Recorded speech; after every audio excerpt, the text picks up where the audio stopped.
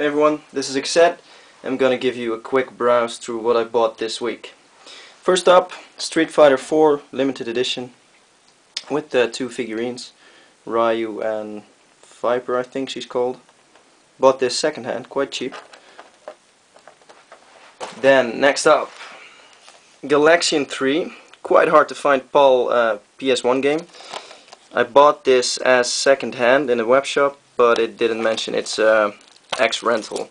As you can see, the front and back are taped together, so it's quite useless to me since I only collect stuff in their original condition. So this one's going on the for sale list. Then Special Forces 3, CT Special Forces. It's the last one I was still looking for. Now I have the whole set. Vigilante 8. Actually, there's two editions of this one. This is the first one. Still need the second one. Strikers 1945 Part 2. Also quite hard to find.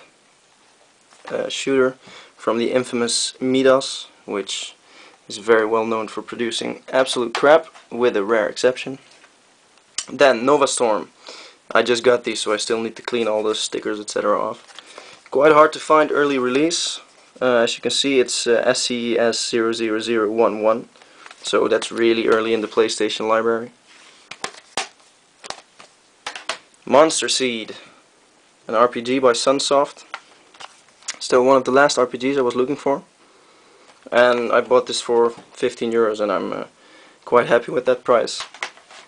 Then Cheesy, never heard of this game before, but who cannot buy a game when you look at its cover like that? I have no clue, I think it's a platform game. Then Digimon World. This is actually an extra. I have this one already, but it's always good for trades because they're very sought after. Kingsley Adventure, also a platformer, I think. Also uncommon, not super rare, but quite uncommon. Fighter Maker, never seen this game before. And I do collect all the fighters on the PlayStation, so had to have this one. And finally Earthworm Jim 2, also quite uncommon. Quite a good game as well, I think. I've played the first part back in the days. Then next up, I've been through hell and back to get this one, but it's finally here. It's a little more damaged than I'd hoped for, because the spine here is ripping. But this is a Siphon Filter 3 PS1 press kit. Clips with two magnet strips. Then you get press disc, game disc, and some information. No press booklet or whatsoever, just these two. It's a bit damaged here. I think it had quite a smack somewhere that it broke off. But another one for the press kit collection. Then a couple of games I bought like this, PS1 games. They're actually 100% complete, but the guy lost the original boxes because he kept them in a folder.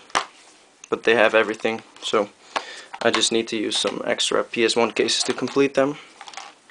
The Bomberman games are quite hard to find, and this is the normal version, so not with the boundaries. How do you call them? They're not platinum, but some other released version with not full cover. This looks better in my collection.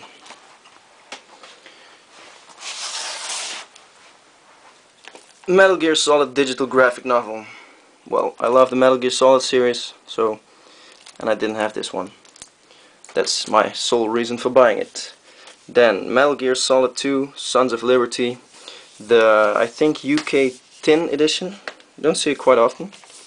I was actually attended to this by a friend.